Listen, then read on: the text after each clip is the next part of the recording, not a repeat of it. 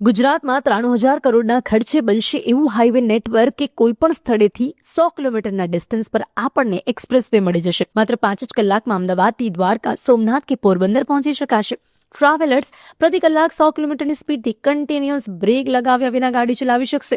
રોડની એવી ડિઝાઇન હશે જેમાં પ્રતિ કિલોમીટર 80 કરોડ રૂપિયાનો ખર્ચ થઈ શકે છે. ચાલો એ પણ જોઈ લઈએ કે કયા કયા એક્સપ્રેસ વેનું આયોજન ચાલુ છે.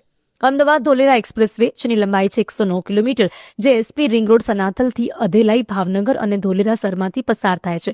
જેમાં ખર્ચ થઈ રહ્યો છે ₹4500 કરોડનો.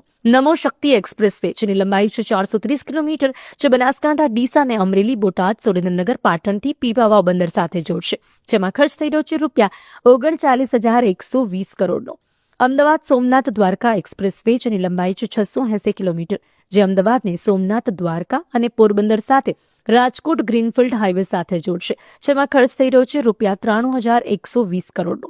જામનગર રાજકોટ ભાવનગર ભરૂચ એક્સપ્રેસ વેની વાત કરીએ તો એની લંબાઈ છે 680 કિલોમીટર, જે પશ્ચિમ છેડે જામનગર અમૃતસર એક્સપ્રેસ વે અને પૂર્વ છેડે દિલ્હી મુંબઈ એક્સપ્રેસ હાઈવેને જોડશે.